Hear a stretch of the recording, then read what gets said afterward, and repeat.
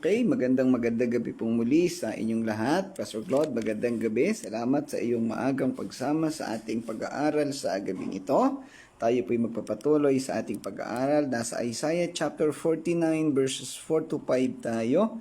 At bago yan, tayo ay sama-sama uling dumulog sa Panginoon. Samahan ninyo ako sa ating pananalangin.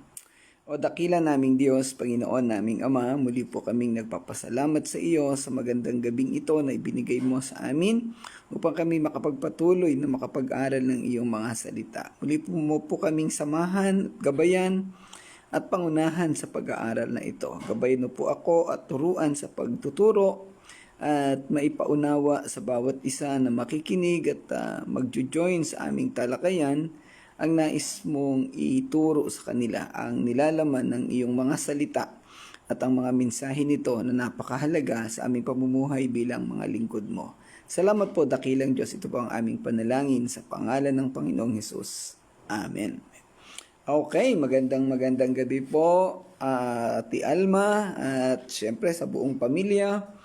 At kay Pastor Nanding, salamat po sa inyong pagsama sa ating mga pagpapatuloy ng pag-aaral. Si Pastor Nanding ay halos 6 o'clock pa lamang yata or wala pang 6 o'clock ay nag-abiso na siya ay magjo-join sa ating talakayan. Maraming salamat Pastor Nanding sa inyong patuloy na pagsuporta sa ating ginagawang pag-aaral. Kayo po ay nagsisilbing inspirasyon at motivation ng bawat isa dito sa Touching Lives.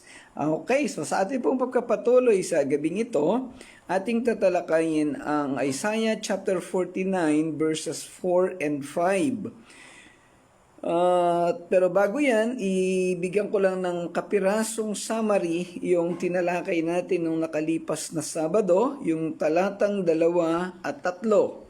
Ang talata nga pong 2 and 3 ay naglalarawan na ang Diyos sa kaniyang ginagawang paghahanda sa isang natatanging lingkod, yung paghanda at pagtawag sa natatanging lingkod na magiging kinatawan niya dito sa mundo at gagawa ng mga bagay na naaayon sa kaniyang itinalaga or iniutos sa kaniya sa lingkod na ito.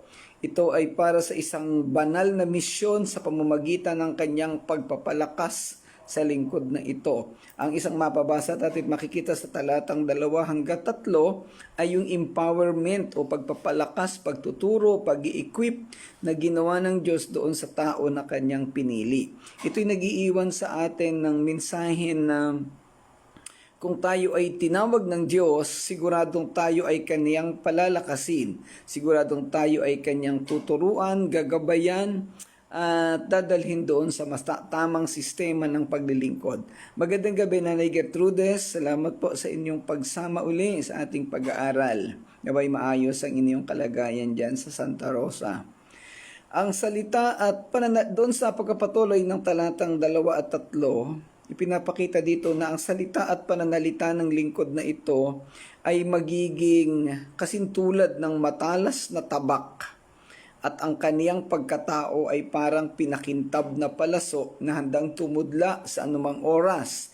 Ibig sabihin ay available na gamitin o magpagamit sa Panginoon anumang oras. Kahit na minsan nasa mabibigat na sitwasyon ay talagang all the time ready. Parang Boy Scout, laging handa. Siya ay pinananatiling ligtas sa kamay at sandigan ng Diyos na sumasagisag sa makapangyarihang proteksyon at kahandaan ng Diyos na italaga o ipadala siya sa takdang panahon upang maisakatuparan ang kanyang mga layunin na kinabibilangan ng pagliligtas sa kanyang mga tao at mga hintil. So doon sa talatang 2 at 3 ipinakita din doon ni Propeta Isaiah at ng Panginoon yung kahandaan na ginagawa noong taong kanyang tinawag o nung lingkod na kanyang tinawag at ito'y nakahandangang magpagamit sumunod sa kaniyang misyon na andoon yung empowerment, yung pagpapalakas at pagtuturo ng Panginoon. At siguradong tutuparin nitong lingkod na ito ang iniatang sa kaniyang balikat na responsibilidad o yung misyon. Well, alam nating lahat na ito ay tumutukoy una kay Propeta Isaiah sa panahon ng Israel, pero ito'y isang propesiya sa panahon ng Panginoong Hesus, na kung saan ang Panginoong Hesus yung tinuturing na lingkod na siyang gagamitin ng Diyos para mailigtas tayong lahat sa mga kasalanan. Okay, so punta na po tayo sa ating talakayan sa gabing ito, ang talatang 4. Ang sabi dito, ngunit ang sagot ko, ako ay nabigo sa aking pagsisikap. Hindi nagtagumpay, gayong ibinuhos ko ang aking lakas. Gayon may ipinapaubaya ko kay Yahweh ang aking kalagayan, na ako'y kaniyang gagantimpalaan sa aking nakayanan. Yan, naku, medyo mabigat itong talatang binabanggit dito. At ito'y naglalaman ng mga himutok ng mabibigat na damdamin ng lingkod ng Panginoon. Ito nga talatang ito'y nagpapahayag ng buhay ni Propeta Isaiah sa panahon ng kaniyang paglilingkod bilang tagapaghayag ng mga salita ng Diyos sa Israel. Ito ay sumasakop sa malalim na damdamin, buhay at karanasan ng propeta at mga piniling ibang lingkod ng Panginoon, at kung gaano kakomplikado ang pagkatawag sa kanila. Well, syempre sa panahon natin ngayon kasama yung mga pastor, dahil ito yung sa panahon ng lumang tipan, alam na natin yan, propeta, panahon ng bagong tipan, mga apostol, at sa ating kasalukuyang panahon, mga pastor naman ang gumaganap sa pare-parehong ministry. Ayan. Tayo po ay nagkakasundong lahat dito na sa panahon ngayon wala ng propeta at wala na ring apostol. Ang natira po ay mga guro at mga pastor. Yung ibanghilista, ayan, kasama pa rin iyan. Ang mga tema sa talatang ito ay pangmalawakan. Ang pakikibaka at pag-aalinlangan ni Isaiah ay sumasalamin sa mga karanasan ng maraming individual na walang pagod at masigasig na gumagawa tungo sa isang tiyak na layunin, at subalit sa pagkatapos ng pagsisikap ay tila walang naging kabuluhan o resulta. Para bagang ang pwede mong sabihin dito ay ginawa na ang lahat, ibinuhos na ang lahat, dugo, pawis, lahat ng resources, pero sa dulo parang wala pa ring resulta. Yan.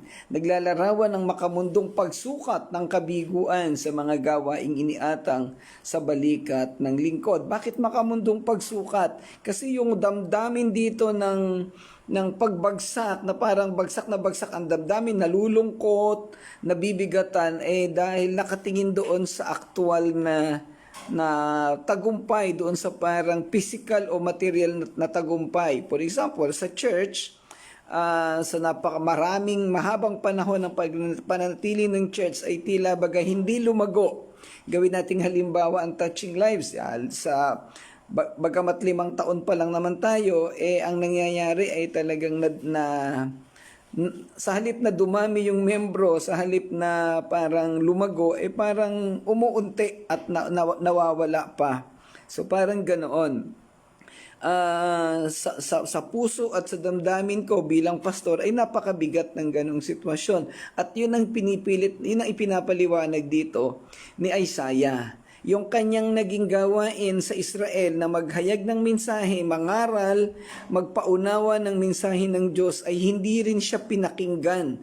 Walang nangyari. Kaya sa huli ay parang siya, alam mo yung lumbay na lumbay, dahil ang dami niyang ginawa, halos ibinuwis na niya yung buhay niya, pero walang naging resulta sa mga tao. Naging matigas pa rin ang ulo at napatapon pa rin doon sa lugar ng Babylonia. Yan. Ang talatang ito ay umiikot sa tema ng pagtitiyagarin sa harap ng kahirapan, katatagan sa gitna ng pag-aalinlangan, at ang hindi natitinag na pananampalataya sa paghatol at layunin ng Diyos. Magandang gabi, Irene. Salamat sa iyong pag-join. May mga pagkakataon na nararanasan ng mga tao ang pagdududa o pagtatanong sa sarili o sa Panginoon ng katotohanan ng kanyang pananampalataya.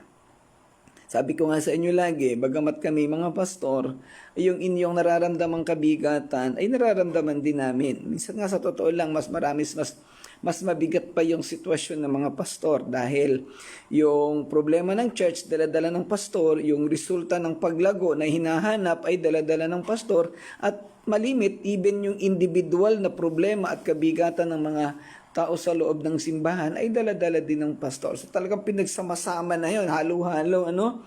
Kaya lalong mabigat. Tapos bandang huli makikita yung resulta na parang walang nangyayari. Iiyak ka na lang talaga sa Panginoon eh. Ayan. Sa mga pagkakataong ganito ay lagi nating nararanasan ang mga pagtuturo, pagpapaunawa at patuloy na pagkalinga ng Panginoon. Sa lahat ng kabigatan ng sitwasyon o mga karanasan ng pastor, talagang Panginoon lang ang makapagbibigay ng katiwasayan at kaayusan. Mahirap ang gawain pero sa mahabang panahon ay talagang maraming naranasan. Ano po? Ito ay nagsisilbing paalala na kahit sa mga sandali ng pagdududa at kawalan ng pag-asa, ang ating pagtitiwala sa soberanya ng Diyos ay makapagpapanatili sa atin at makapagbibigay sa atin ng lakas upang magpatuloy. Iyon ang isang bagay na pinanghahawakan ng lahat ng lingkod ng Panginoon. Kahit na gaano kabigat ang sitwasyon, kahit gaano karaming problema, gaanong pagtalikod ang gawin ng mga tao, yung pag-asa at pagtingin sa Diyos, yun ang lagi nang nagpapalakas at nagiging dahilan o daan para manatili at magpatuloy.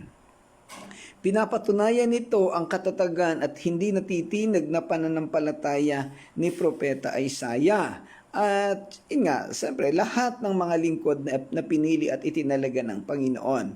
Nag-aalok ito ng pampatibay loob at pag-asa sa lahat ng humaharap sa mga hamon ng pagtupad sa mga layunin na nagmula sa Panginoon. Ipinapahayag din ng talatang ito ang isang makabagbag damdamin at makapangyarihang talata na sumasakop sa mga pakikibaka at pagpupursigi ni Propeta Isaiah habang tinutupad niya ang kanyang banal na tungkulin. Sa talatang ito ay pinahayag ni Isaiah ang kanyang mga damdamin ng panghihina ng loob, pagkabigo at pag-aalinlangan. Ngunit sa bandang huli ay muling pinagtitibay ang kanyang pananampalataya sa sukdulang paghatol at soberanya ng Diyos. Ang konteksto ng talatang ito ay mahalagang maunawaan upang makita ang sitwasyon na dinadaanan ni Isaiah at maitatag natin ang buong kahalagahan nito. Si Propeta Isaiah ay isang propeta na tinawag ng Diyos upang maghatid ng mensahe ng babala, paghatol at pag-asa sa mga tao sa Israel, particularly sa Judah o sa ang kapitolyo'y Jerusalem. Ang kanyang ministeryo ay tumagal ng ilang dekada at naharap sa matinding pagsalungat, pagtanggi at pag-uusig mula sa mismong mga taong ipinadala sa kanya upang balaan at gabayan.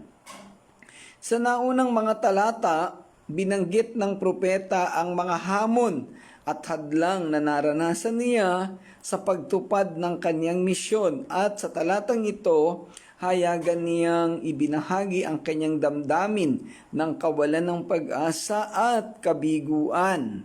Sabi sa talata, "Ako ay nabigo sa aking pagsisikap, nagtagumpay gayong ibinuhos ko ang aking lakas." Yan. Nagsisimula ang talata sa tapat na pag-amin, sa katapatan ng pag-amin ni Isaiah na nadama niya ang kanyang pagpapagal.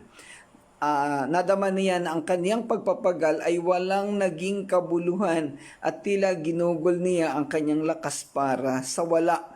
Parang walang naging resulta, no? Ang bigat ng damdamin sa ganito. Ang hilaw na pagpapahayag na ito ng pagkabigo ay isang testamento sa sangkatauhan o sa pagiging tao at lingkod ni Isaiah. Dahil kahit ang isang propeta ng Diyos ay hindi nakaligtas sa pagdududa at pagkapagod, talagang nababurn out lahat. Ano po? Ang kanyang mga salita ay umaalingaw-ngaw, isinisigaw niya, ipinapahayag niya sa sino mang nakadama ng kawalang kabuluhan ng kanilang mga pagsisikap, maging sa personal, professional, or spiritual na gawain. Lahat ng mga pastor ay nakaranas ng ganito. Sigurado ako na si Pastor Nanding, hindi man direkta naming napag-usapan pa yan at napagkwentuhan, sa napakahabang panahon ng paglilingkod ay naranasan ni Pastor Nanding ang mga kabigatan at kahirapan na to. Sabi ko nga sa inyo, kalahati lamang ng panahon ng paglilingkod ni Pastor Nanding ay yun pa lang yung aking nagugugol. Pero sa loob ng mahigit 20 taon ng paglilingkod sa Panginoon, napakaraming beses ko nang naranasan ang mga kabiguan at tila pagbagsak sa ministry, maging ang pag-iwan ng mga kasama sa simbahan. Yung mga taong itinuturing mo na inaakala mo na susuporta sa iyo, pero bandang huli ay tatalikuran ka pala. May mga pagkakataon ako bilang pastor o itinalagang namumuno ay nakakaramdam din ng parehong damdamin. Yung mga naging sitwasyon natin sa Touching Lives, simula sa panahon ng pagsisimula, na andoon yung kinukwento ko sa inyo lagi, ang daming tao, nung pagsimula pa lang, pero nung masimulang itayo yung simbahan, yung physical na building, abay nawala ang mga tao, iniwanan ako sa ere. Parang gano'n. At mabuti na lamang at mayroon pang ilang tao na natitira pa rin sa Touching Lives at nagbibigay ng commitment at ng kapanahonan. Nandyan pa kayo. Ayan. At itong ating daily devotion na to, napakarami nang nawala. Actually, ang daming nagjo-join nito dati. Maraming kasama natin. Pero marami na ring nawala. Maraming hindi nakapagtiyaga. At least naandyan kayong lahat na kasama ko ngayon na nakikinig pa at nagpipilit pang mag-aral sa ating araw-araw na ginagawa. Kanina ay galing ako sa Manila at nakipag-meet ako doon sa 2 tao na pwede kong masabi na pinakamalapit na naging kabahagi ko sa ministry. Siyempre, ang isa doon si Pastor Dennis, kilala na ninyong lahat yun. At yung isa ay si Pastor Richard. Siya ay empleyado ng Bible League at directorate. Pumunta rin ako sa Bible League para makakuha tayo ng ilang piraso ng Bible at nandito sa bahay. So, marami kaming napagkwentuhan hinggil sa mga karanasan sa simbahan, papaanong bumagsak, papaanong ang mga kahirapan at kabigatan ang naranasan. At yun ang isang bagay na hindi ko alam, hindi ko pa masyadong nabasa itong talatang ito kahapon. Hindi ko alam na yung palang pinag-uusapan namin kanina, yung pala yung totaling nilalaman ng talata na ito na ating pag-uusapan.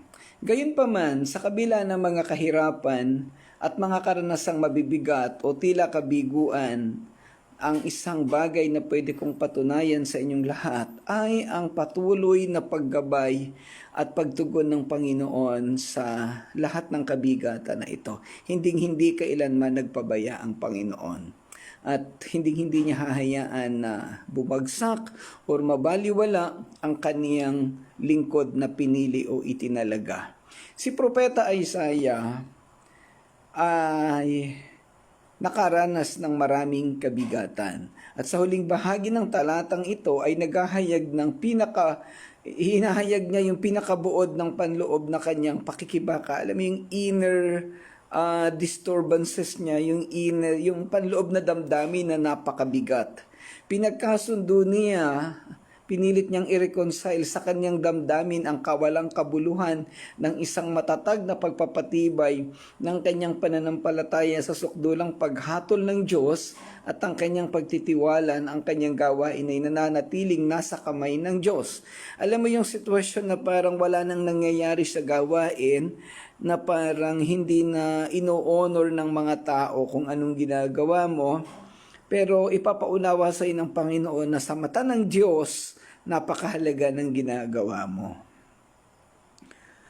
Ito ay nagsasalita sa malalim na pagtitiwala at pagpapasakop na taglay ni Isaiah sa soberanya ng Diyos. Nandun pa rin yung paghawak niya sa kabila ng kabigatan na kanyang naranasan, nagtitiwala pa rin at patuloy na tinusunod ang pagkatawag sa kanya, kahit na sa harap ng kanyang sariling mga pagdududa at pagkabigo. Ito ay isang makapangyarihang halimbawa ng pag-igting sa pagitan ng kahinaan ng tao at ng hindi natitinag na pananampalataya sa banal na layunin ng Diyos. Ang pagpapagal ni Isaiah ay kumakatawan sa pagtupad sa ministeryo at sa mga paghihirap na dulot ng pagiging lingkod ng Diyos.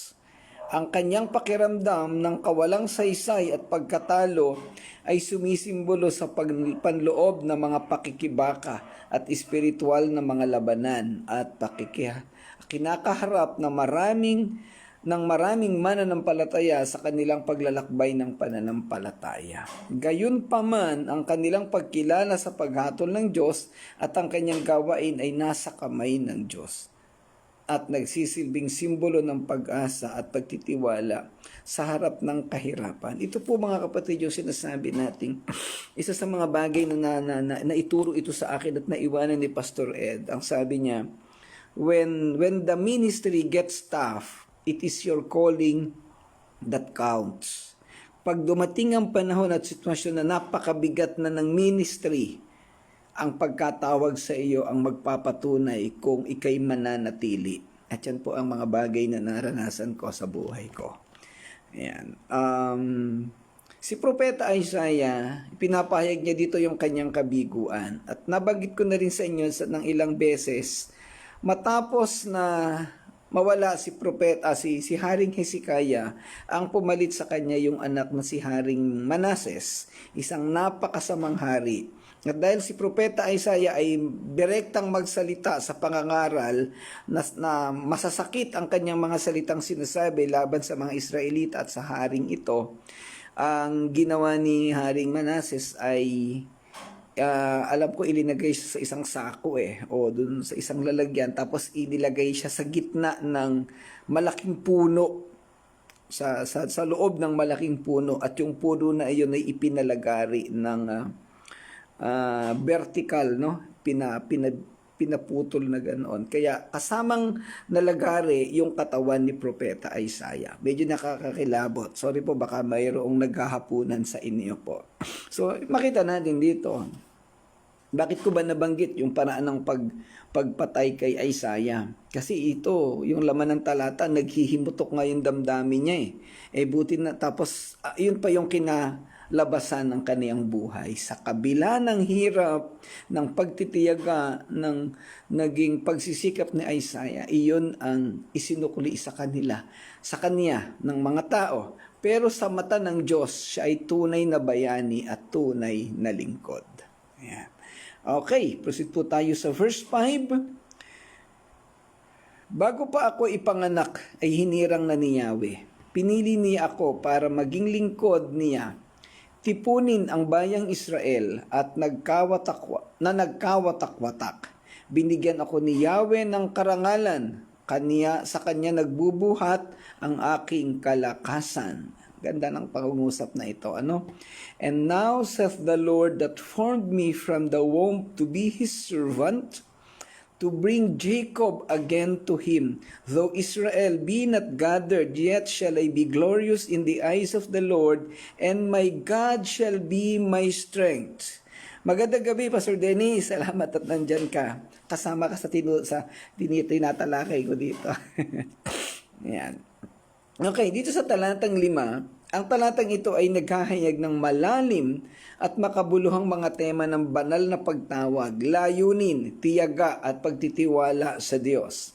Nagbibigay ito ng kaunawaan sa katangian at misyon ng lingkod bilang isang piniling instrumento ng Diyos. Gayon din ang kaniyang mga hindi natitinag na pangako sa pagtupad sa kaniyang gawain. Ang talata ay naghahatid din ng mas malawak na mga tema ng soberanya ng Diyos, katapatan sa kaniyang mga tao, at ang pinakahuling tagumpay ng kaniyang mga layunin. Sa mas malawak na konteksto, ang talatang ito ay naglalarawan din sa pagdating ng Panginoong Hesukristo bilang ang pinakahuling lingkod ng Panginoon, nagaganap sa prophetikong tungkulin or prophesied responsibilities ng pagbabalik ng mga tao sa Diyos. Alam natin yung konteksto ng talata. Ang tinutukoy dito literally yung pagbabalik ng Israelita from Babylon to Jerusalem. Pero sa mas malawak na konteksto or prophetical message, ito'y tumutukoy sa pagbabalik ng mga taong nagumon sa kasalanan sa kanilang relasyon sa Panginoong Diyos sa pamamagitan ng Panginoong Hesukristo. Ito'y nagsasalita tungkol sa gawaing pagtubos ng Panginoong Hesukristo at ang kanyang hindi natitinag na pangako sa kanyang misyon kahit nasa harap ng pagtanggi at pagsalungat. Sa simbolikong paraan, ang talatang ito ay makikita bilang isang representasyon ng pagtawag at misyon ng Kristiyano na dalhin ang mga tao sa paanan ng Diyos. Gayon din, isang paalala ng pangangailangan ng pagtitiyaga at pag-asa sa lakas ng Diyos. Ito rin ay nagsisilbing pampatibay loob na manatiling tapat sa ating banal na tungkulin at umasa na sa huli ay isa sa katuparan ng Diyos ang kanyang mga layunin. Ang talatang ito ay nagbahagi ng aklat na Isaiah na naglalaman ng mga propesya tungkol sa lingkod ng Panginoon o yung servant of God na tumutukoy sa Messiah o sa Panginoong Hesus. Matapos nating talakayin yung binabanggit sa verse 5 na napakatindi at mabigat na damdamin ni Propeta Isaiah, pero ito at binabanggit niya dito, ipinapatunayan niya sa talatang 5 na siya ay tinawag ng Panginoon. At iyong salitang at katotohanan, yung deklarasyon na siya ay tinawag ng Panginoon, ito yung nagbibigay ng tibay sa kanya na sa kabila ng lahat ng kabigatan at kahirapan na kanyang nararanasan, sa kabila ng kabiguan, tila kabiguan sa ministeryo, natalikuran man siya ng tao, hindi man siya sundin, still ay kasama niya ang Diyos at ang Diyos ang nagtalaga sa kanya. Ang talata ay nagsisimula sa deklarasyon na at ngayon, sabi ng Panginoon na nag-anyo sa akin mula sa sinapupunan upang maging kaniyang lingkod. So yung Diyos nag-create, gumawa sa kanya, tinawag siya upang maging kaniyang lingkod. Grabe itong laman ng pangungusap na to. Sino ba tayo? Sino ba ako para maging lingkod ng Panginoon? Pero iyon at itinalaga niya. Ang bahaging ito ng talata ay nagbibigay diin sa banal na pagtawag sa lingkod. Binibigyan diin ito ang katotohanan na ang misyon ng lingkod ay hindi sa kanyang sariling gawa, bagkus ito'y direktang resulta ng layunin ng Diyos para sa kaniya. Yung propeta, yung apostol, tayong mga pastor, kaming mga pastor, hindi namin ginagawa yung mga bagay-bagay dahil yun ang gusto namin. Sa halip, ito ay gusto ng Diyos na gawin namin. Siguro, kung sasabihin ko yung magiging tapat ako sa inyo, may mga pagkakataon na kami tinutukso ng kaaway na itinutulak kaming gawin ang gusto namin, yung mga personal naming kagustuhan. Pero dumarating sa punto na nandun yung conviction ng banal na spirito. Teka, wag yan ang gawin mo kasi hindi yan ang disenyo ng Diyos. So walang ibang na, although alam natin na sa kasalukuyang panahon may mga lingkod ng Panginoon daw na gumagawa ng mga ganon, ang sinusunod yung kanilang personal na motibo. Pero hanggat maaari ay yun ay hindi dapat gawin dahil maling-mali ang bagay na iyon. And ito ay sumasalamin sa ideya ng pangunahing pagtatalaga at ang soberanya ng Diyos sa pagpili at paghirang ng mga individual para sa mga partikular na gawain at tungkulin. Ang prinsipyo, simple lang, ang Diyos ang lumikha sa atin, ang Diyos ang tumawag, ang Diyos ang nagtalaga, ang Diyos ang dapat na masunod. Walang karapatan ang anuman o ang sino mang lingkod na gumawa ng personal niyang kagustuhan at pangibabawan pa kung ano ang ipinagagawa ng Diyos.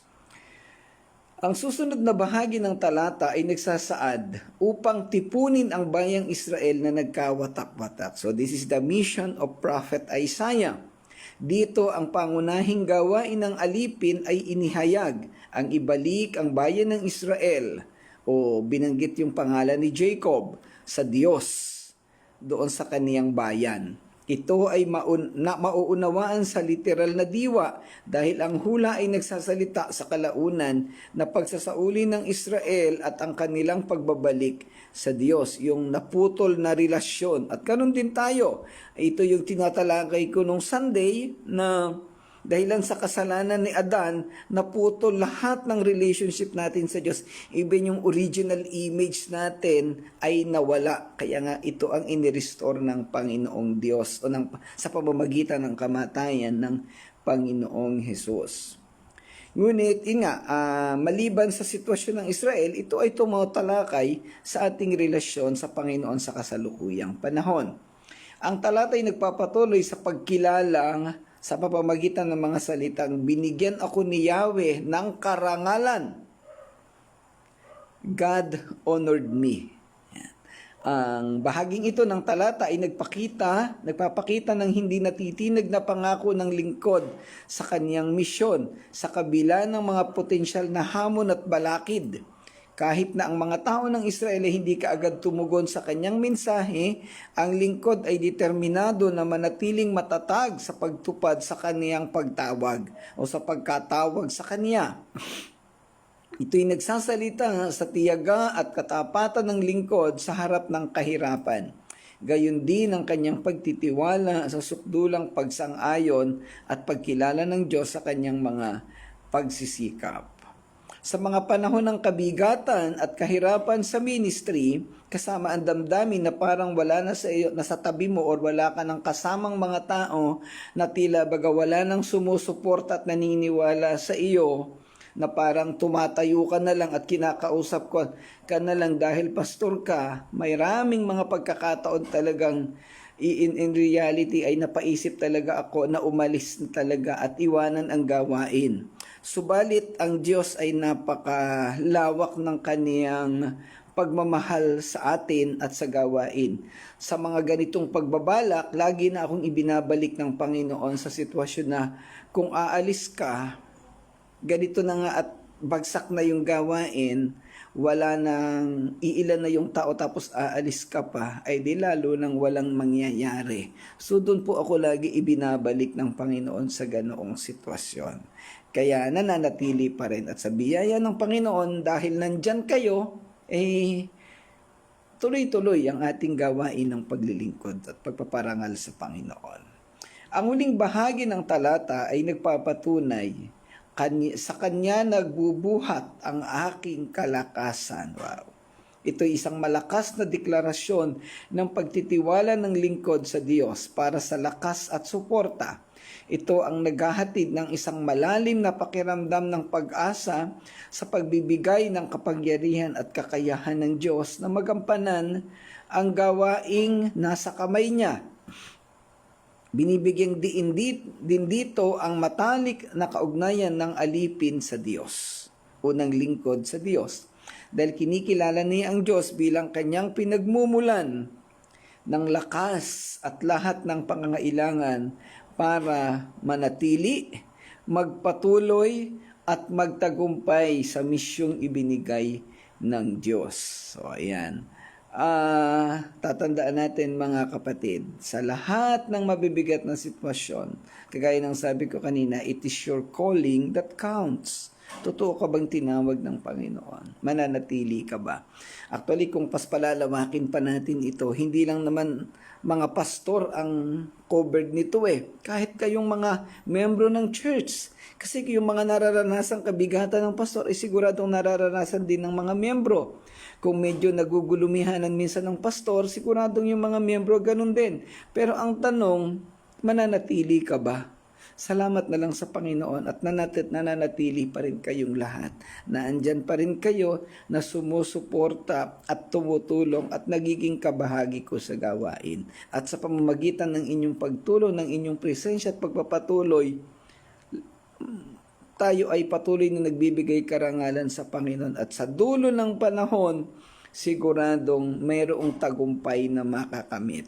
Okay lang, Brother Edgar, pwede mo naman panoorin mo na lang yung live kasi nasa closing statements na kami Ayan. So, ito pong talatang 4 at 5 ay nagpapakita ng personal na gawain ng ng propeta, ng mga taong tinawag niyang maglingkod, yung personal niyang damdamin, no? Inassess dito at ipinakita ng Diyos sa pamamagitan ni Propeta Isaiah, ano yung mga literal, ano yung mga damdamin ng kanyang naranasan habang siya'y naglilingkod. At ipinakita dito na sa kabila ng lahat ng ito, na andoon pa rin ang pagsama ng Diyos. At yung Diyos na tumawag sa kanya ang nagpapanatili sa kanya upang hindi siya masira, upang hindi siya bumagsak sa kanyang paglilingkod. Napakasarap dalahin, napakaganda ng ganito. So, ito po ipaalala sa ating lahat, kung totoong tayo'y tinawag ng Panginoon, ay tayo'y manatili at maglingkod sa Kanya, anuman ang sitwasyon, anuman ang kabigatan. Huwag nating hayaan na masira ang ating focus, na bumagsak ang ating commitment sa Panginoon. So, yun lang po mga kapatid ang ating aralin sa gabing ito. Medyo nakasentro tayo sa isang sitwasyon, sa isang topic, yung sitwasyon ng lingkod ng Panginoon. Nawa sa bagay na ito ay patuloy tayong matuto, patuloy tayong lumago at maunawaan natin kung ano yung totoong layunin ng Diyos sa bawat buhay natin. Okay? Salamat pong muli sa inyong pagsama at pakikipag-aral sa amin. Tayo po ay magwakas sa panalangin. Ama naming Diyos na dakila sa lahat, salamat po sa gabing ito sa aming naging pag-aaral. Salamat sa mga lesson na ito, sa mga talakayan na ito, Panginoon. Tutunay na ito ay nagbibigay ng inspirasyon sa amin, partikular sa akin bilang lingkod mo, Ama. Ang mga naranasan ni Propeta Isaiah ay naranasan ko na rin halos at naranasan ng mga ibang lingkod mo, Panginoon. Salamat sa pagbibigay ng mga kaalaman na to at mga sitwasyon na to. At ito'y lalong nagpapatibay sa bawat isa sa amin na kami magpatuloy na maglingkod sa iyo. Anuman ang sitwasyon, anuman ang kabigatan.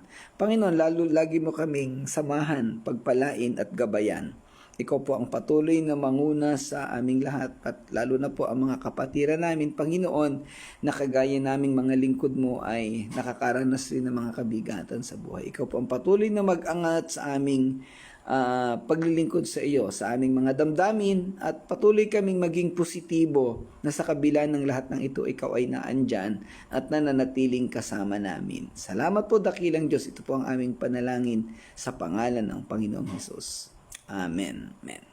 Okay, maraming salamat muli sa inyong lahat. Salamat sa inyong pagsama at Pastor Claude sa iyong mga additional diyan.